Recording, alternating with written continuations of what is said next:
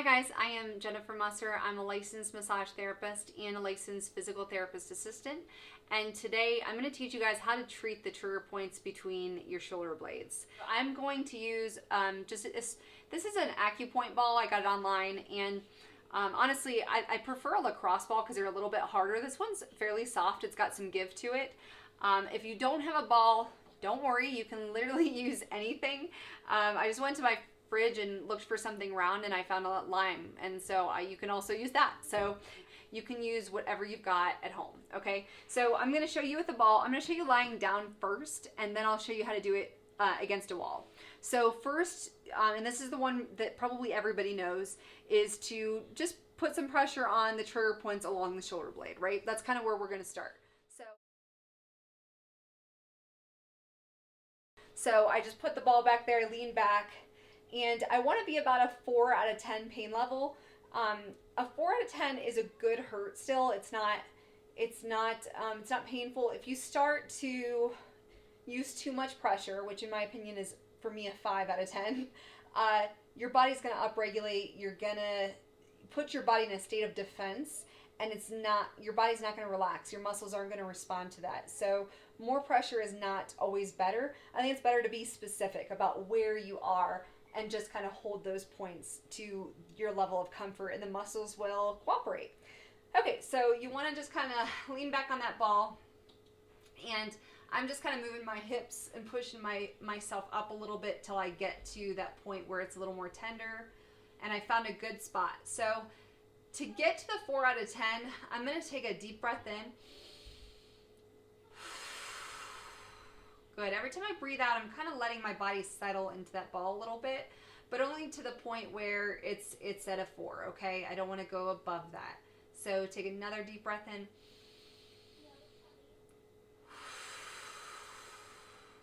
Good. And you may need to do a little bit of adjusting just to get it right. Like some people may want to bring their arm across their chest and they'll feel it a little more intensely. Some people want to slide their hips down. Just whatever, feels good to you is fine.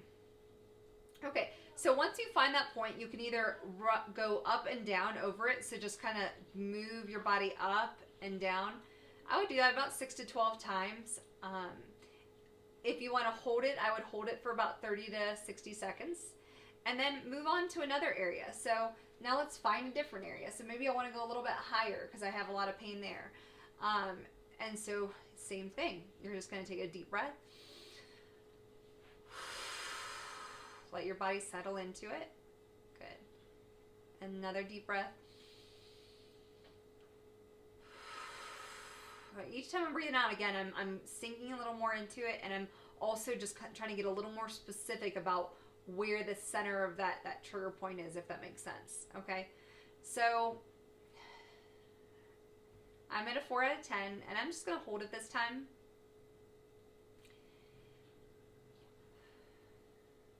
You can breathe normally. You can put your arm down if you want to, because once you find that spot, you're good. You can relax.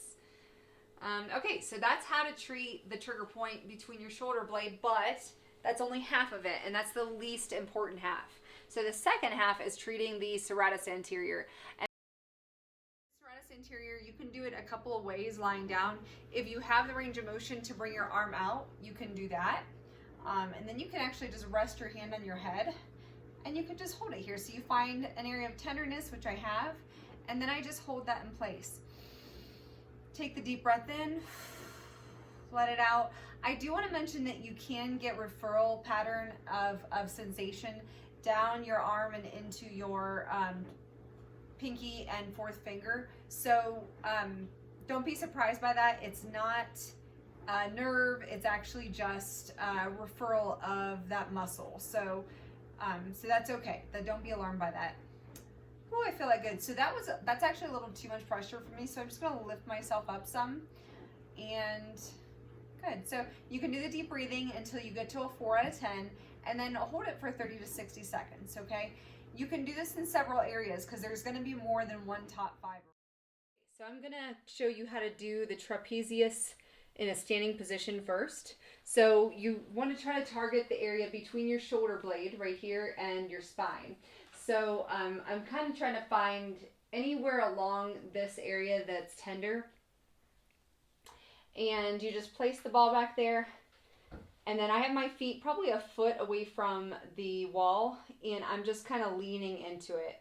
And I already found an area of pretty significant tenderness, so I'm going to take a deep breath in. And I'm definitely at a 4 out of 10. So I'm just going to hold that. Alternatively, you could just kind of slide over it by going up and down. And again, we do that about 6 to 12 times. So from there, you could find another top fiber and do the same process, or you could move on to the serratus anterior.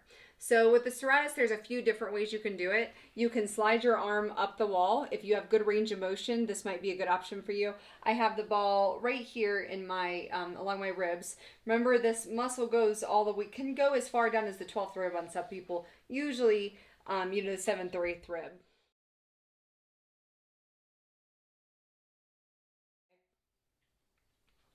My right foot is actually crossed over my left foot. I know you guys can't see this very well, but this leg is going straight down, and then this leg is kind of coming over just to allow me to, lean that way a little further. You may not need to do all that. You may just feel it as soon as you put it up here, and I'm just standing straight right now. So that's one way. You can also bring your arm down. It doesn't have to be above your head. It's just one option. Okay, so the last position for the serratus anterior is bringing your arm to your side like this, and then placing the ball along your ribs here. So you just kind of lean into that, do the same thing. Take a deep breath in and breathe out. Good. What I like about this is that you can get a good stretch this way. All right, guys, well, that's pretty much it. That should help you to address the trigger points between your shoulder blades on your own without a therapist and without having to leave the comfort of your home. I hope you guys have a great day, and I will see you next time.